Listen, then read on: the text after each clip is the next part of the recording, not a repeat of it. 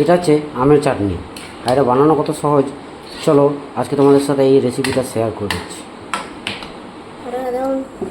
আমটাকে জলে ডুবিয়ে রাখছি, আজকে আমের চাটনি বানাবো।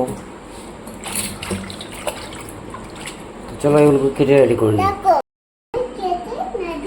দেখাও আমটা দেখাও। কড়াইটা চাপিয়ে দিয়েছি।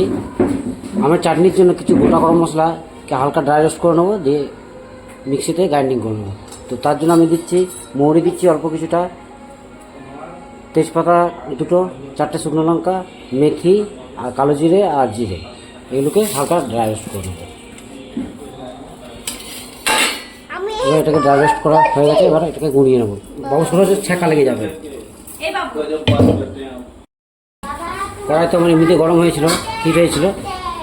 অল্প এটা সর্ষের তেলে বানাচ্ছি, 2 টেবিল স্পুনের মতো সর্ষের তেল অ্যাড করে দিলাম। আর মশলার সাথে অ্যাড করে দিচ্ছি 2টো শুকনো লঙ্কা আর অল্প একটু 5 ফোড়ন, আর দিয়ে দিচ্ছি একটা তেজপাতা। এবার এটাকে কিছুক্ষণ হতে দেবো। অ্যাড করে দিচ্ছি কেটে রাখা আমগুলো, দিয়ে দিচ্ছি অল্প একটু হলুদ গুঁড়ো, আর দিয়ে দেবো স্বাদ অনুসারে লবণ, দিয়ে দেবো, দিয়ে এটাকে হতে দেবো। ভালো করে এটাকে কিছুক্ষণ হতে দেবো। অ্যাড করে দিচ্ছি গরম জল, গরম জল না ঠান্ডা জলে অ্যাড করে দিচ্ছি। এবার এটাকে ভালো করে সেদ্ধ হতে দেবো। ভালো করে সেদ্ধ হওয়ার পরেই চিনি দেবো, নাহলে কিন্তু আমটা আর সেদ্ধ হবে না। এটাকে একটু সেদ্ধ হতে দিই। ফাইনালি আমগুলো আমার সেদ্ধ হয়ে গেছে, এরপর আমি অ্যাড করে দিচ্ছি চিনি।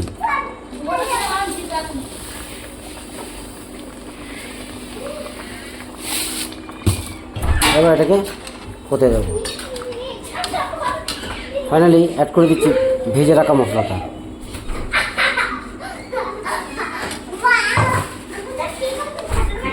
এবার এটাকে হতে দেবো কিছুক্ষণ।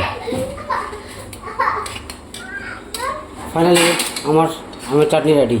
দেখো, এবার গ্যাসের ফ্লেম বন্ধ করে দেবো এবং কিছুক্ষণ ঠান্ডা হতে দেবো, তারপরে আলাদা কোনো জায়গাতে স্টোর করবো। চলো, থ্যাংক ইউ এভরিওয়ান। ফাইনালি আমি নামিয়ে নিয়েছি, দেখো আমের চাটনিটা। চলো বন্ধুরা, ভালো লাগলে অবশ্যই কমেন্ট করে জানাবে। Thank you.